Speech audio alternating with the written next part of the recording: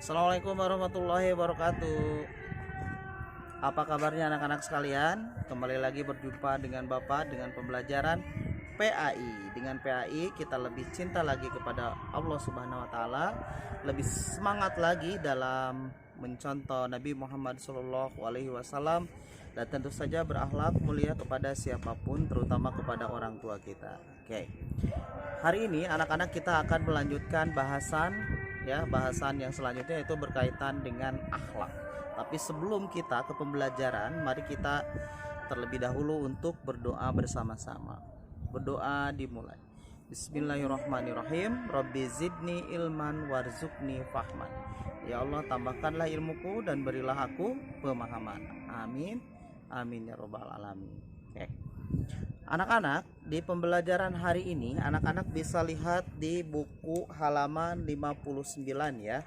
Nah, berkaitan dengan apa? Berkaitan dengan akhlak, moral, etika, perilaku ya. Akhlaknya yang mana? Yaitu berkaitan dengan hormat, patuh kepada orang tua, hormat dan patuh kepada guru, hormat dan patuh kepada keluarga. Baik, mari kita bahas satu persatu. Hormat dan patuh kepada orang tua. Kita sebagai anak punya kewajiban untuk hormat dan patuh kepada orang tua. Siapakah orang tua yang dimaksud? Yaitu adalah ayah dan ibu kita. Kenapa kita harus hormat dan patuh kepada ayah dan ibu kita? Karena orang tua, ibu yang telah melahirkan, kemudian ayah juga yang mengurus kita bersama dengan ibu, mengurus kita dengan penuh kasih sayang semenjak kita lahir sampai dengan saat sekarang anak-anak ya. Bagaimana cara wujud hormat dan patuh kepada orang tua? Yang pertama adalah dengan bersikap patuh itu sendiri. Apa itu patuh? Patuh artinya taat, tunduk terhadap apa yang diinginkan oleh orang tua. Selama orang tua memerintahkan sesuatu yang baik, tidak bertentangan dengan kehendak Allah, maka kita harus mengikutinya. Kemudian yang kedua adalah hormat. Hormat itu apa ya? Hormat itu adalah bersikap sopan ya. Contohnya apa? Salah satunya yaitu anak-anak kalau mau anak-anak main keluar atau mau kemanapun ya, pergi dari rumah, hendaknya meminta izin terlebih dahulu ya, atau mencium tangan mereka ya sebelum kita bepergian. Ataupun kalau kita lewat di hadapan mereka, ucapkanlah apa, kalau orang Sunda, punten ya. Ataupun bersikap merendah kepada orang tua ya. Jangan bersikap tidak sopan terhadap orang tua. Kemudian menjaga nama baik. Jadi apapun yang kita lakukan, baik itu baik atau buruk, pasti akan bersangkut paut terhadap nama baik orang tua.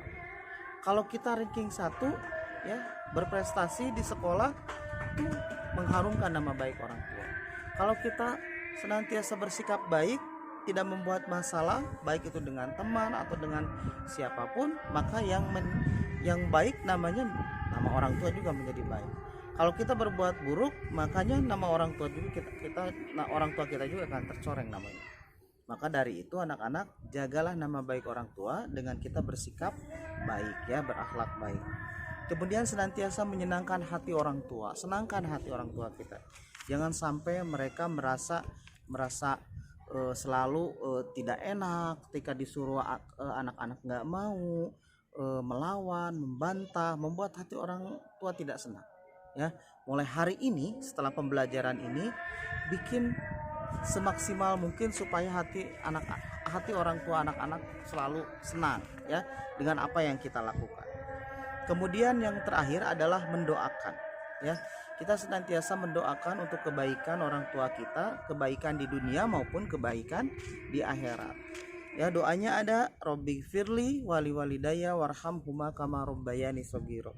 Ya Allah, ampunilah aku, kedua orang tuaku, dan kasihanilah mereka sebagaimana mereka mengasihani aku di waktu aku kecil. Jadi anak-anak, doakan setiap saat orang tua kita. Mereka selalu mendoakan kita, begitupun juga kita harus senantiasa mendoakan mereka. Kemudian kewajiban anak kepada orang tua. Kalau orang tua kita masih hidup, masih ada, alhamdulillah, kewajiban kita apa terhadap mereka? 1, bersikap sabar. 2, merawat orang tua ketika orang tua lagi sakit ya, kurang sehat, sama anak-anak dirawat, dijaga ya. Kemudian menyenangkan hati orang tua, senantiasa berdoa kepada Allah kalau misalkan orang tua kita berada dalam keadaan sakit ya, dan senantiasa mendoakan untuk kebaikannya ya. Kemudian anak-anak, kalau misalkan orang tua kita sudah meninggal, kalau misalkan kebetulan ada beberapa yang sudah meninggal orang tuanya ya, apa kewajiban kita kepada orang tua yang sudah meninggal? Satu, mendoakan agar mereka diberikan ampunan oleh Allah Subhanahu wa taala. Ya. Kemudian supaya dimasukkan ke dalam surganya Allah ya, atas segala jerih payah orang tua kita terhadap kita selama kita dirawat oleh orang tua kita dari kecil sampai dewasa. Kemudian senantiasa menyambung tali silaturahim kepada sahabat-sahabat dari orang tua kita. Kemudian selalu menjaga nama baik orang tua kita ya. Jadi sekali lagi, kalau bagi orang tuanya yang sudah meninggal, kewajibannya apa? Apa putus kewajiban kita terhadap orang tua? Tidak. Tetap kita punya kewajiban. Satu, mendoakan supaya diampuni oleh Allah segala dosa-dosanya dan dimasukkan orang tua kita ke dalam surga Allah. Kemudian yang kedua, menyambung tali silaturahmi terhadap teman-teman orang tua kita. Kemudian yang terakhir adalah selalu menjaga nama baik orang tua kita ya. Kemudian selanjutnya hormat dan patuh kepada guru. Hormat kepada guru. Kenapa harus hormat kepada guru? Karena guru yang senantiasa memberikan ilmu kepada kita. Ilmu tidak bisa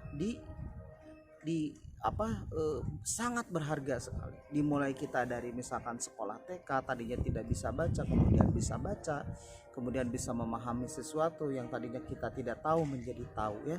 Makanya jangan lupakan, tidak ada yang namanya bekas guru ya. Anak-anak kalau ketemu dengan gurunya yang yang dulu di TK-nya, dihormati ya. Bagaimana bentuk penghormatan kepada guru? Contohnya selalu mengucapkan salam apabila bertemu ya, menyapa mereka. Jadi anak-anak jangan ngumpet kalau ketemu guru ya, tapi harus berikan salam ya, berikan salam yang terbaik kepada guru-guru kita. Apabila guru sedang mengajar, duduk dengan tenang. Seperti sekarang anak-anak, meskipun di YouTube anak-anak lihat ya, cuma lihat videonya, coba perhatikan apa yang dijelaskan oleh guru. Itu termasuk menghormati.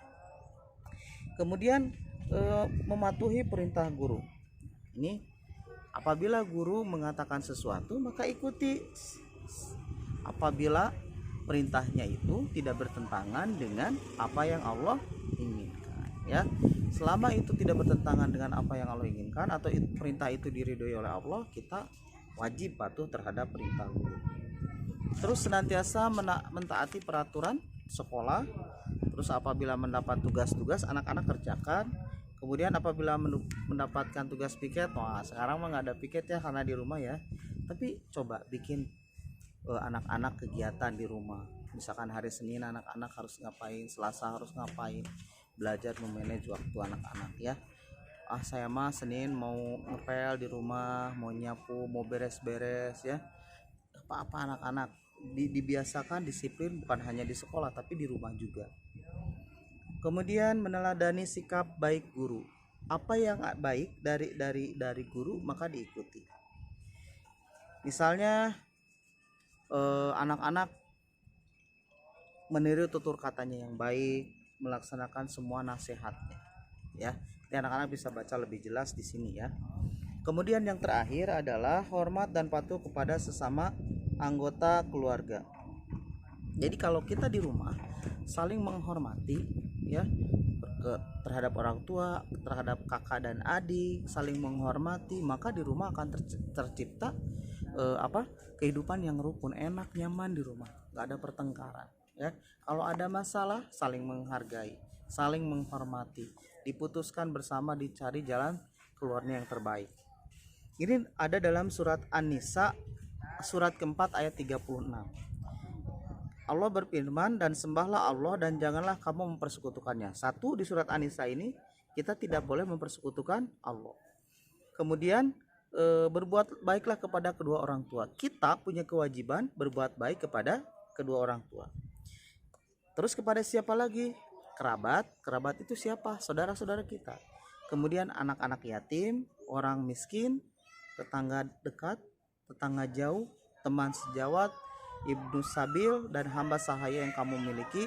Sungguh Allah tidak menyukai orang-orang yang sombong dan membanggakan diri.